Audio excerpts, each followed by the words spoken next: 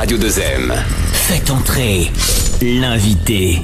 Avec Fathia El-Aouni. Bonjour, un grand spécial aujourd'hui consacré à l'un des événements les plus importants de la tech en Afrique, le GITEX Africa-Morocco. C'est la 3e fois que le GITEX est organisé sur le continent et c'est le Maroc qui a été choisi pour l'abriter. Pour mesurer l'ampleur de ce qui se passe ici, quelques chiffres.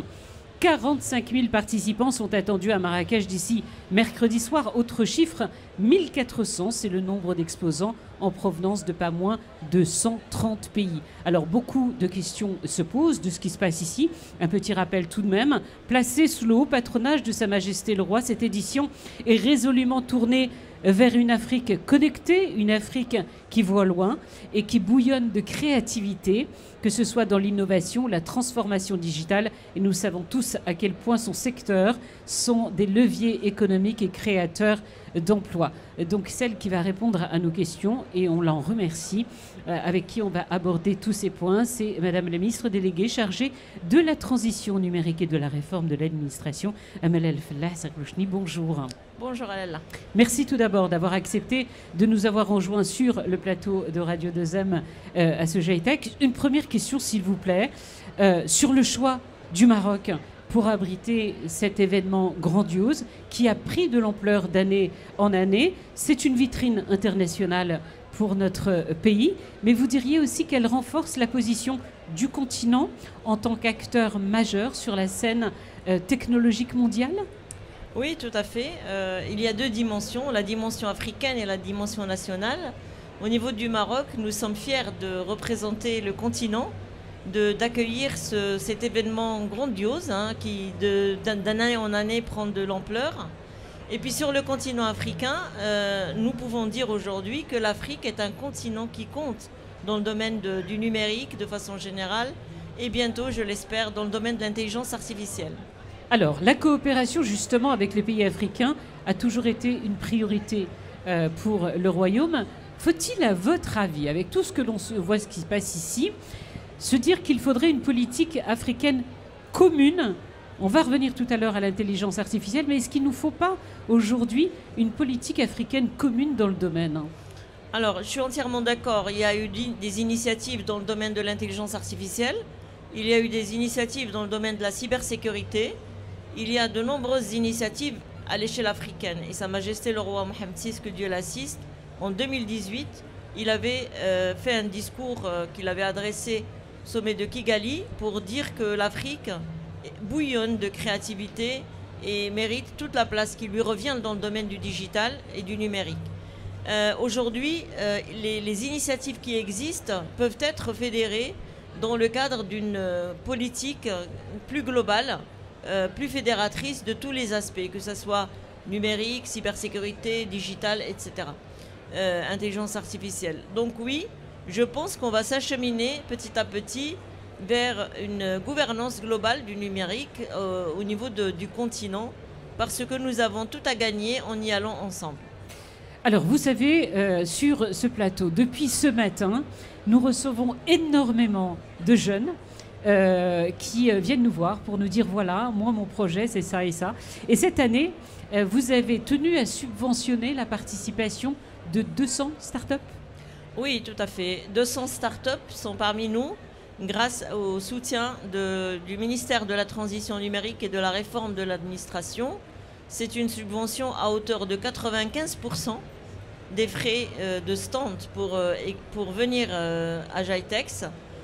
C'est une subvention qui est très importante, qui permet à des jeunes startups de venir, d'échanger, de faire du networking, du réseautage, de faire connaître leurs produits, leur corps de métier, etc.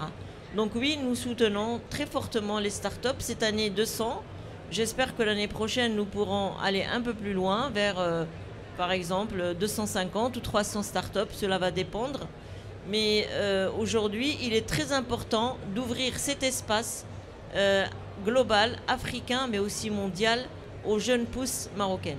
Alors, vous ne vous arrêtez pas là, puisque vous avez annoncé, me semble-t-il, que le Maroc ambitionne de former 1 million de jeunes dans les métiers du digital d'ici 2030. Vous nous confirmez ce chiffre ?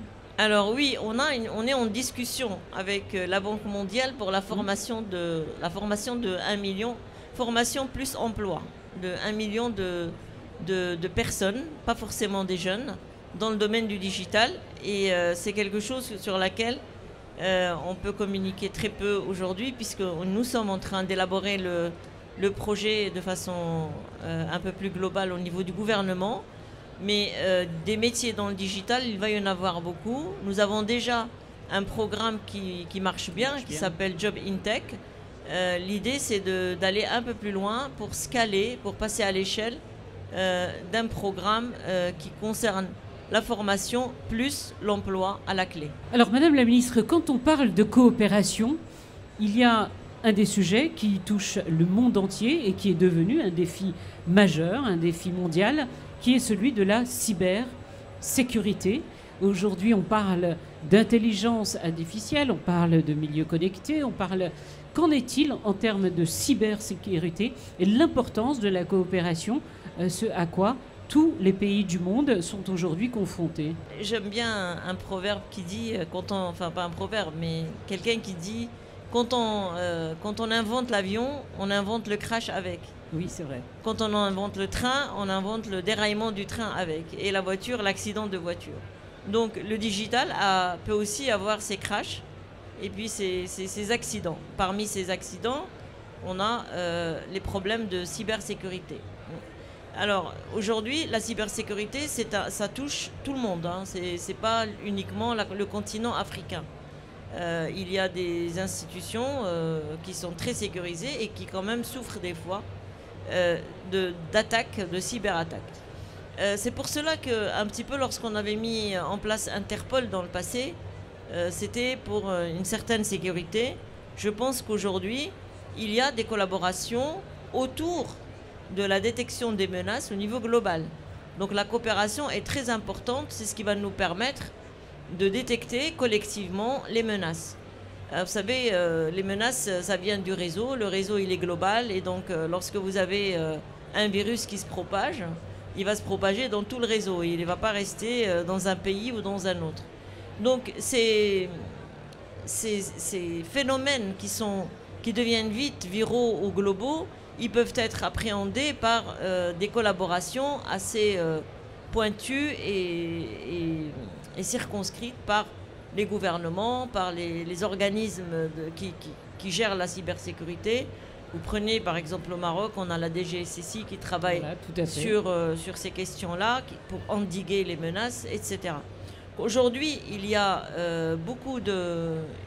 eu récemment une attaque qui était concomitante avec le renouvellement de la déclaration c'était à New York, sur la reconnaissance par l'administration américaine sur la souveraineté du Maroc sur son Sahara.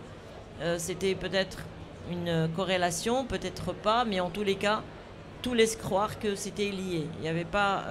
Et donc aujourd'hui, il y a tout un mécanisme qui est mis en place pour parer ces attaques et pour les endiguer et les chasser. Au niveau global, on ne peut pas faire de la cybersécurité tout seul dès lors qu'on est sur un réseau international. Et donc, il est très important que les pays qui défendent la liberté d'expression, les droits de l'homme, etc., se coalitionnent pour répondre à ces attaques de manière appropriée. Y compris quand on parle d'international et de ce coopération, vous ne parlez pas, Madame la Ministre, seulement continental, on parle mondial. Oui, oui, complètement. Internet, il est mondial, il n'est pas africain. Donc, tant que nous communiquons à travers des réseaux qui sont internationaux, eh ben, il faut que la réponse soit internationale. Et je pense que là-dessus, il n'y a pas de doute. Hein. Tout le monde est convaincu que c'est comme ça qu'on a fait pour le terrorisme. Et là, ça va être la même chose aussi pour les cyberattaques. Je veux dire, à un moment, il faut être solidaire si on veut... Parce que ce qui touche le voisin peut nous toucher. Un peu, vous vous rappelez l'histoire du Covid, on disait « Nobody is safe until all are safe ». Personne ne peut être sauvé du Covid tant que tout le monde n'est pas sauvé, parce que ça se propage. C'est le propre des virus informatiques, c'est le propre des virus biologiques. Et donc aujourd'hui, personne ne peut être safe si on n'est pas tous safe. Et donc l'intérêt est de collaborer et de trouver des solutions globales. Est-ce qu'on peut parler de chiffres d'investissement? Alors ici, il y a eu énormément l'intelligence artificielle, l'IA, qui est absolument partout dans nos vies quotidiennes aujourd'hui. Est-ce qu'au niveau Maroc, mais également continental, il faut s'attendre à des investissements de masse? Oui, enfin en tout cas, on l'espère. Aujourd'hui, l'intelligence artificielle est là et elle est là pour rester longtemps. Donc nous, en tant que... Si vous avez fait attention à l'intervention du chef du gouvernement, il insiste beaucoup sur le nouveau levier du digital qui va être l'intelligence artificielle. Nous, au ministère de la Transition numérique, nous pensons fermement qu'un des chevaux de bataille, ça va être l'intelligence artificielle dans les années à venir. Et donc, nous nous préparons à cette révolution qui est déjà en marche. Toute mon intervention ce matin était dédiée à l'intelligence artificielle pour dire qu'aujourd'hui, l'Afrique peut faire un vrai leapfrog avec l'intelligence artificielle. On peut sauter quelques étapes en introduisant très vite l'intelligence artificielle dans nos produits, dans notre façon de faire, dans nos développements sociaux, etc. Je peux détailler si nécessaire. Donc, aujourd'hui, la nouvelle qui est tombée il n'y a pas très longtemps, c'est que le Maroc a été choisi par le PNUD, donc le Programme des Nations Unies pour le développement, pour être le hub arabo-africain du digital et de l'intelligence artificielle. C'est l'initiative D4SD, qui veut dire Digital for Sustainable Development. Et au cœur de cette initiative, l'intelligence artificielle va jouer, on nous confie le centre d'intelligence artificielle arabo-africain, donc au niveau régional. Donc ça veut dire quoi? Ça veut dire que nous espérons, avec ce choix, arriver à la conférence, à l'Assemblée générale de New York en septembre et lever des fonds.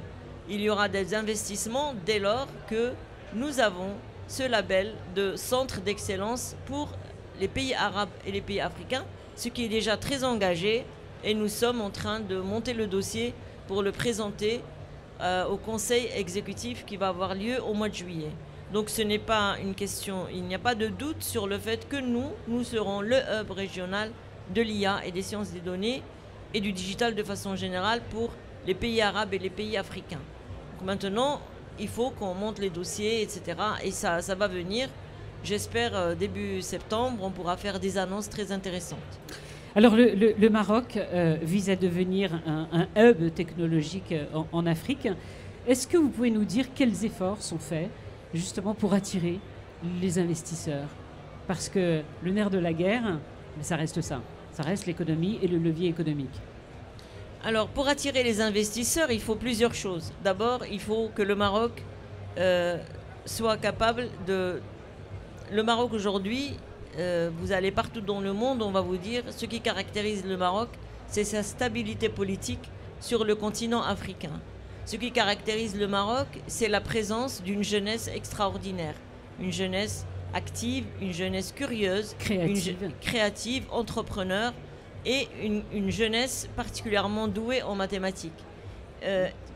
Vous allez à l'international, on va vous dire que le Maroc, c'est un pays où il fait bon vivre. Et donc tout ça attire des investisseurs. Alors maintenant, il ne suffit pas juste d'avoir du soleil et des jeunes. Non, ça ne suffit pas. À mettre quelques millions sur la table, ça ne va pas suffire. Oui, mais aujourd'hui, je peux vous donner des chiffres qui sont très parlants. Oui, s'il vous plaît. Dernièrement, nous avons lancé un appel à fonds d'investissement, il y a 6 mois à peu près. Nous avons eu 49 fonds d'investissement, dans plus que les 2/3 sont des fonds d'investissement internationaux. Donc je peux vous retrouver les chiffres exacts. Aujourd'hui, le Maroc attire des investisseurs. Lorsque vous prenez par exemple des investissements, on va dire, saoudiens ou émiratis, ils vont coûter beaucoup plus cher si on développait aux Émirats ou en Arabie Saoudite que si on développait au Maroc. Donc aujourd'hui, investir au Maroc, c'est aussi un moyen d'avoir un investissement qui est très rentable. D'accord? Pour différentes raisons, le coût, le niveau de vie, etc., qui fait qu'on peut investir et on est en sécurité et on a des talents au Maroc. Et vous prenez l'offshoring par exemple, aujourd'hui, l'offshoring ça marche très très bien. Pourquoi ça marche? Eh bien parce que la qualité du travail fourni est tout à fait remarquable, elle est aux standards internationaux. Donc pour faire venir des investisseurs, il faut tous les ingrédients. Il y a la technologie, certes, mais il y a aussi tout l'environnement socio-économique et puis de stabilité politique, comme je l'ai dit au début. Une dernière petite question. Vous, à titre personnel et en tant que ministre de tutelle qui accueille ce GITEX, qu'est-ce que vous en attendez? Alors, j'en attends beaucoup déjà, pour être clair. J'attends une cross-fertilisation entre les chercheurs, les start-upers, les PME, les investisseurs et tous les protagonistes du numérique. J'attends aussi une ouverture d'esprit. C'est une fenêtre sur le monde de la technologie. On n'a pas tout ici, mais ça permet de croiser les expériences et ça permet de partir avec plein d'idées. Si nos jeunes partent demain avec plein d'idées de création et de créativité, ça serait déjà un grand acquis. Ça permet aussi à nos chercheurs ou à nos jeunes ou à nos start-upers de se confronter aux standards internationaux et de voir un peu ce qui se fait ailleurs. Parce que c'est comme ça qu'on devient créatif. C'est un petit peu comme les algorithmes. On apprend parce qu'on a beaucoup d'exemples. Et ben, là, on va avoir énormément d'exemples avec toutes les personnes qui exposent. Et chaque nouvelle chose que vous découvrez, c'est une étincelle dans la tête qui permet d'être créatif et d'imaginer d'autres solutions. Mais aussi, on attend beaucoup on a signé je ne sais pas combien de MOU aujourd'hui, il y en aura d'autres demain. C'est aussi un moment très fort où on est tous très enthousiastes. On trouve des idées, enfin on ne les trouve pas ici, mais on les avait trouvées un peu avant, mais on les concrétise ici. Vous les concrétisez ici. Pour mettre des fonds sur la table, pour dire voilà, on va travailler ensemble sur tel et tel projet. Et donc voilà, sans compter que c'est aussi un moment, c'est une vitrine pour le Maroc. C'est aussi un moment pour dire aux investisseurs et aux autres pays du monde, 130 pays, ce n'est pas rien, c'est presque l'Assemblée nationale des Nations Unies, hein, un peu de choses près. C'est dire à tous ces gens-là, regardez, au Maroc, il se passe des choses, nous avons de la créativité, nous avons de très beaux produits, nous avons des jeunes talents qui demandent qu'à travailler à l'international. Pour moi, je pense que c'est ça le plus important. J'ai dit c'est la dernière question, mais je vous en fais une puisque vous m'aviez dit ce que vous ressentez à titre personnel. Moi, à titre personnel, je ne suis pas très tech, je suis nulle en digital. C'est fichu pour moi ou pas totalement? Un peu. Merci beaucoup, Madame la Ministre, de ce temps consacré ensemble. Merci non, beaucoup. C'était une boutade. Je sais, mais c'est une réalité pour beaucoup et c'est ce que vous disiez. Alors juste pour... Elle va se rattraper quand même. Non. Elle va se rattraper. Ouais, écoutez, si on ne peut pas s'amuser un peu, c'est au pas contraire, drôle. Au contraire. C'était pour cette chute. Donc, ce que je veux dire, c'est que nous organisons les assises de l'intelligence artificielle les 1er et 2 juillet 2025 avec l'idée de rendre ces sujets très accessibles à tout le monde. Voilà. Tout ça, c'était pour essayer d'attirer une invitation, Madame la Ministre. Merci beaucoup. Merci à vous. On se donne rendez-vous tout à l'heure puisque nous enchaînons sur un débat dans quelques minutes qui va être justement entièrement consacré à la cybersécurité dans le monde. Merci encore.